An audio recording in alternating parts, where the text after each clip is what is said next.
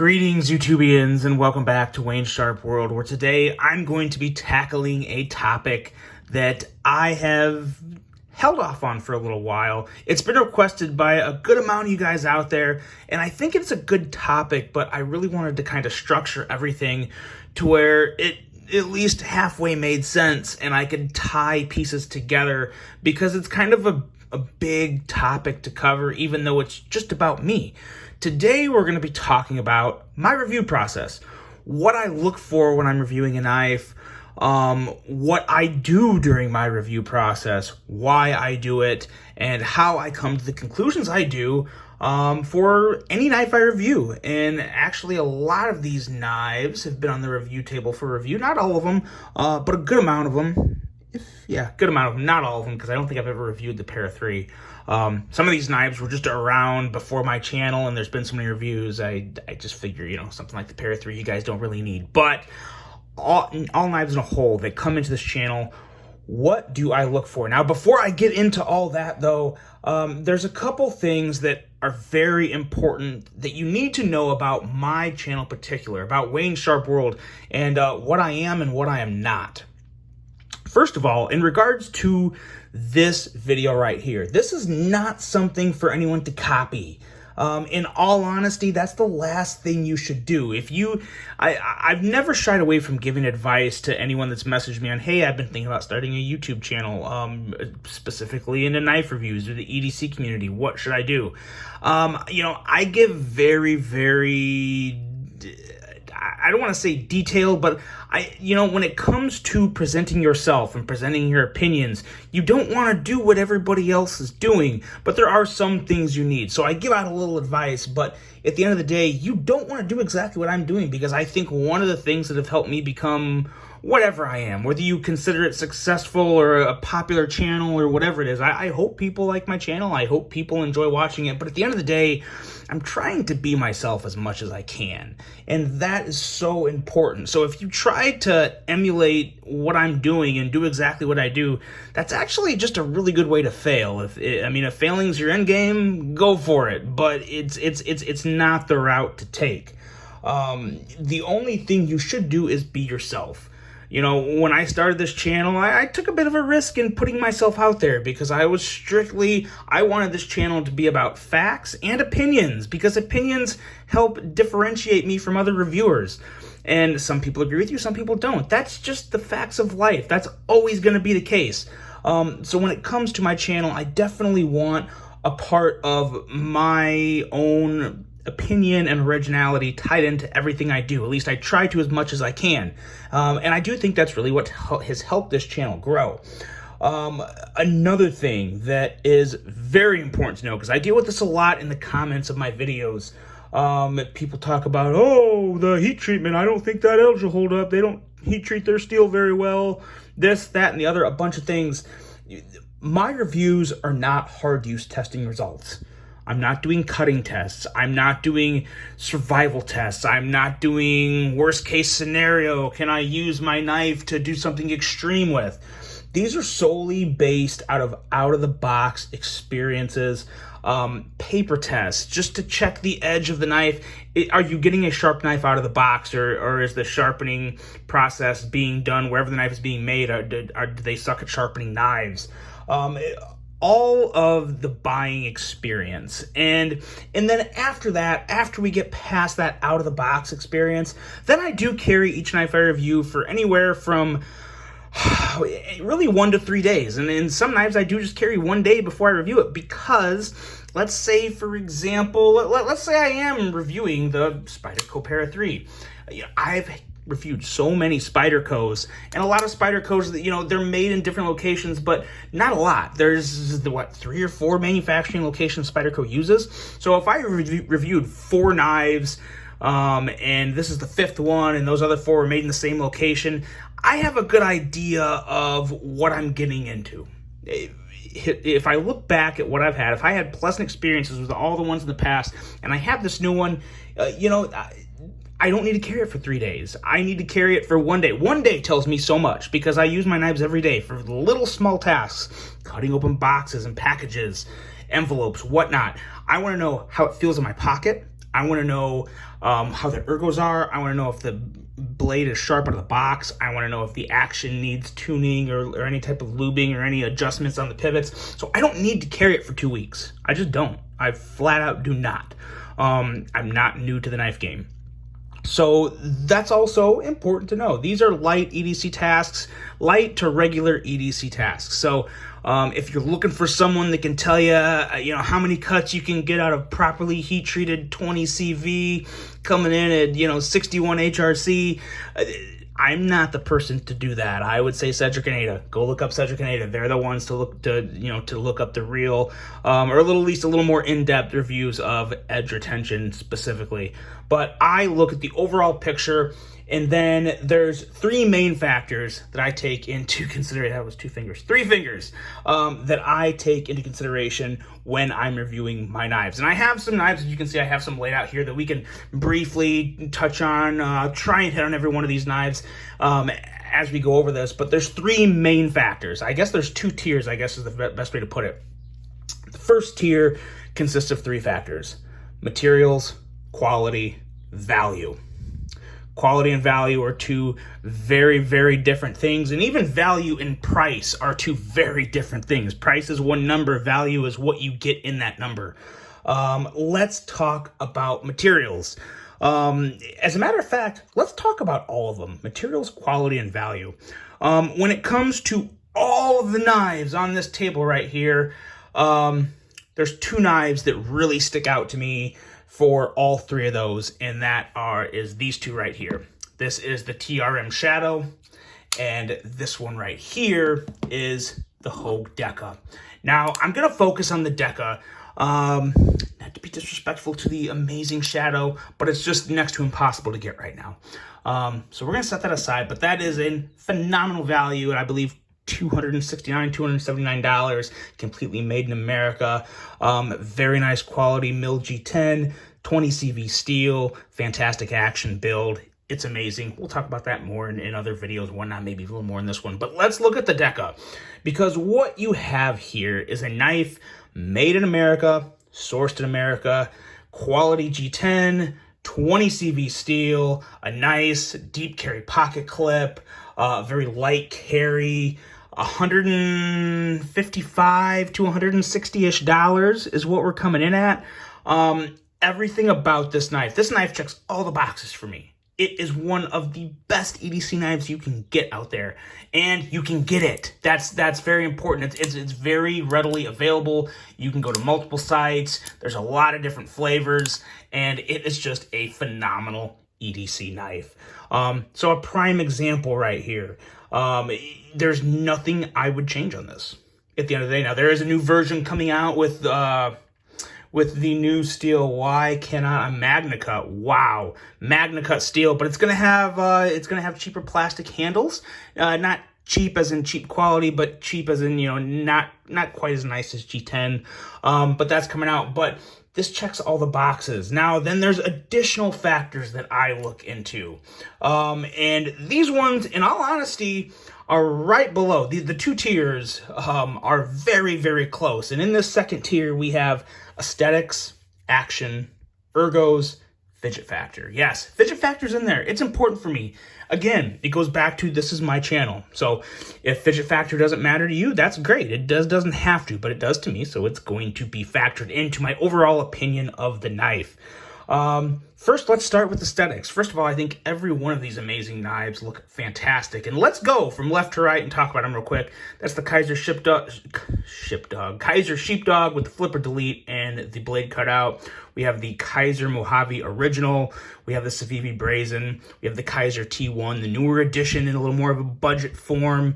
We have the Spyderco Para 3, the Hogue Deca, the TRM Shadow, and the lovely, very, very, the Elite. I consider this the best of the best. The Koenig Arius, very premium knife, but at the end of the day, they all look amazing. I love the design of them.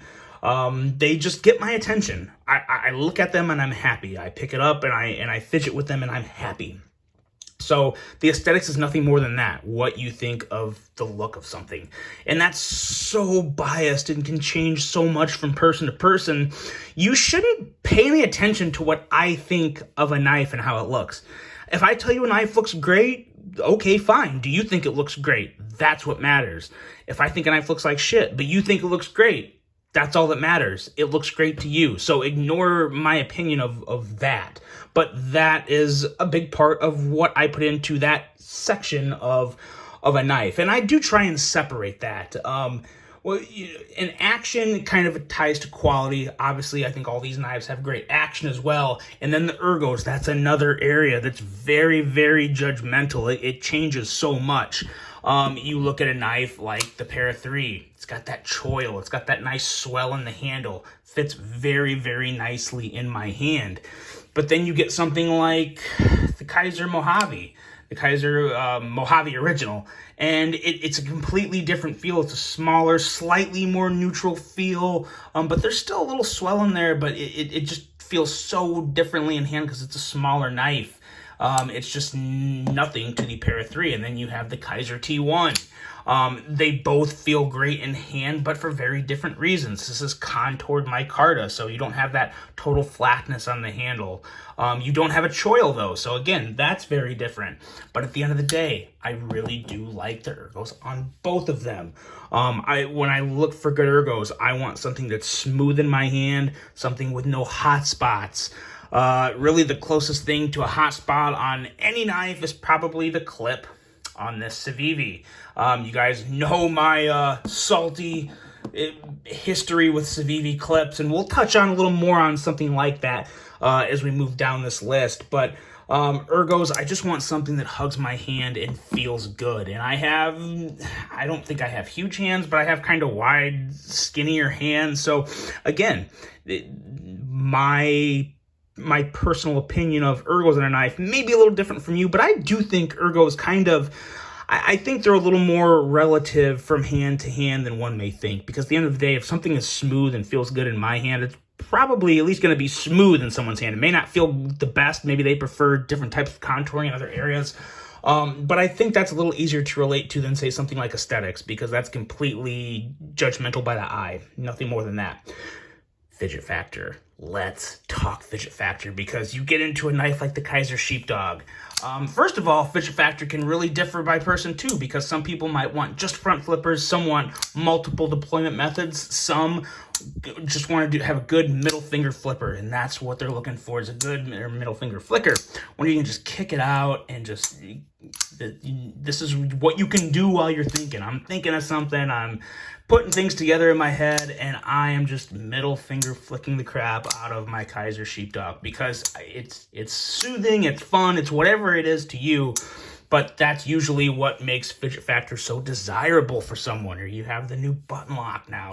You can kick it out and you can just, go back and forth. And it kind of gets you in almost somewhat of a trance and a vibe while you're thinking, to where maybe things flow a little better. I don't know. Everyone likes a good fidget factor in a knife for different reasons, I think. Some people that don't care about fidget factor, there's nothing wrong with that. It makes it a little easier for you to find a knife at the end of the day. But that's kind of that second tier.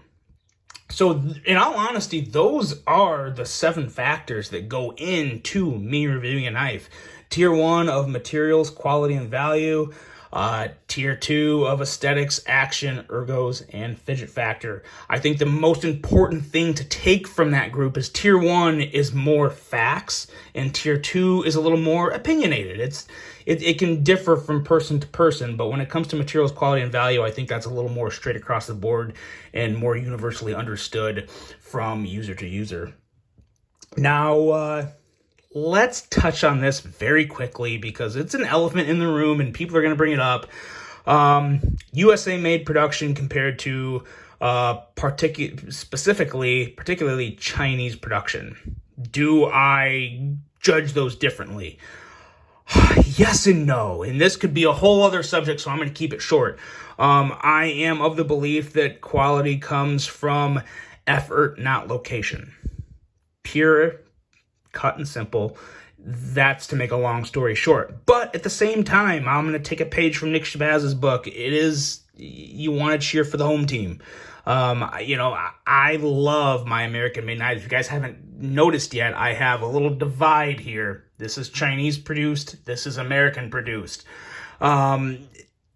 To say that I like these 4 knives more than these 4 knives is probably correct, but it's not because it's hard to really. I have a little more pride knowing that something is made in America. So I do enjoy them a little more, if I'm being completely honest, but I judge them equally. I review them equally. Price is a completely different thing. That may affect the value of something. But I can also say that this Hogue Deca at $155 to $160 is a phenomenal, extraordinary value. But then I can also say that this Civivi Brazen right here at $49.80, even though it's made in China, it's still, in my opinion, the best knife under $50 ever made.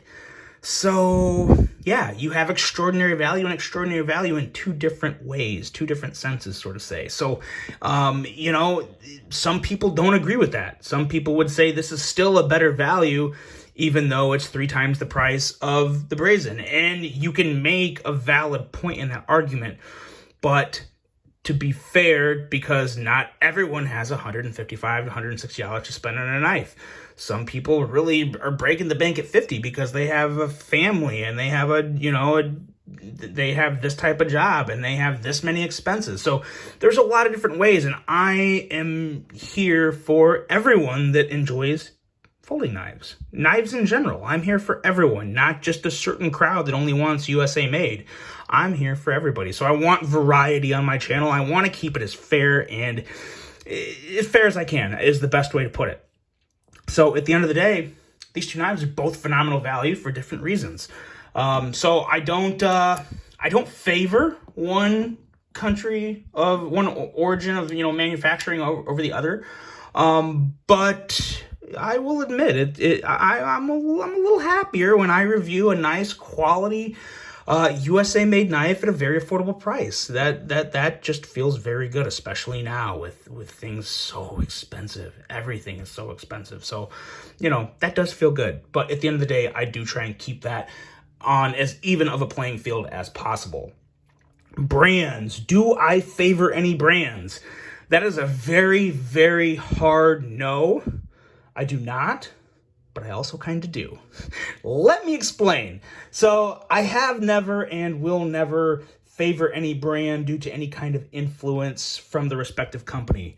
Kubi, got one right here. Most recent Kubi I reviewed. Kubi's a prime example of that. Kubi knows that I have some things about their knives that I would like to change, like the pivot. Sometimes I had an issue with the clip. And I told them straight up, word for word, if you guys want to send me knives, I would greatly review them. But I'm going to talk about what I like and what I don't like. I'm not going to be nice to it because you sent this to me at no cost. And they accepted that. And I am not, it's not all sunshine and rainbows with Kubis. But you know what? At the end of the day, no knife is. I could go through every one of these knives and tell you something I don't like about it. That's the facts of life. There's no such thing as a perfect knife. The closest you're going to get to a perfect knife is that right there. But I really don't like the fact that it's $650. But again, everything can be picked apart. Everything. But again, Kubi's a very good example of that. They know what they're getting into. They know that they're taking a risk when they send me a knife because, again, I don't have that many subscribers compared to other guys. You look at Metal Complex, Nick Shabazz, Neves Knives has blown up lately, which is great because he's a fantastic dude. Awesome guy over there at Neves Knives, as well as his wife. They all do a great job. And compared to them, I'm a very, very small fish in the pond. But at the same time, my opinion, my words, they carry a little impact depending on what I think. And I don't want, that's the most important thing about this channel is I don't want people to think that I'm in it for free stuff. I can buy my own stuff. I don't need that. I want honest opinions. I want people that are looking at 2 knives and are getting ready to spend their hard-earned money What does he think? What does Wayne think about this? Is it a good buy? Is the action good? This, that, and the other. I don't want them to think that they're taking a risk of misspending some of their money going off false opinions or, fabricated opinions for me just because I got something for free. So integrity is always the number one aspect of this channel. And I think all the brands do know that. Hogue was another one. Hogue sent me a product. They knew what they were getting into. Kaiser. So I don't favor any knives. But now I will say, now on the flip side of that, Kaiser's a prime example. And really so is Hogue. If I have a brand that I have great experience after great experience after great experience with, that can work in their favor. It can work against them because I'm going to expect something great every time. And Kaiser is a really good brand. You guys see, of the 4 Chinese-made knives I have here, 3 of the 4 are Kaiser. I like them that much. They're easily my favorite Chinese manufacturer for many, many reasons. You have good materials. You have great quality. You have fantastic value. So yes, when I get a Kaiser knife on the channel, I'm more excited about a Kaiser knife than some brand I've never heard of because I'm expecting great things from them. Now, at the same time, if that really disappoints and flops, I'm not gonna, I'm gonna be disappointed with it. And you're gonna sense my disappointment in my review. But so I guess that's what I'm trying to get at. Yes, there are some brands that I do like and I'm more excited about, but if I get a bad knife from that brand, I'm not going to purposely say nice stuff about it if I don't think it's nice. If I got a Kaiser on the channel that I didn't like, I would express that. And I've done that before in the past. Even the Kaiser Land, as much as I love the Kaiser Land, it could be so much better, I think, if they contoured the scales, made it some inset liners. There's some things they could do to make that better. But again, it's my opinion. It's part of the opinion impact of this channel. And Hogue, again, I don't think I've ever had a bad Hogue knife on the channel. I think of all the Hogue knives I've ever handled, I've only had one that had quality issues. They took care of it. So don't show favoritism, but there are some knives that make me more excited than others, and that's just because I've had good experiences with them. Do I ever cut a knife a break during a review? So say for example, if something's really bad, do I just absolutely roast it, or do I just kind of be nice about it because I don't want to hurt the sale of it? Well, first of all, the sale of a knife has absolutely, I could give 2 squats less about that. I want a knife to sell well if it's a good knife, if it's worth your money and time, and if it's worth you spending your hard-earned money on. That is the number one factor. Last thing I'm going to do is try and push some lemons on everybody just to help someone alleviate some quantities of a terrible knife they made that's not selling well. But at the end of the day, originally, no, I didn't cut any knife a break ever. But looking back on it, I think when my channel first started up, I think I was a little too harsh sometimes. Now, let me explain myself. That's depending on the issue. Recently I went with the mindset of, could the issue I have with this knife, could this issue actually hurt the user? Is there too much of a sharpened edge exposed?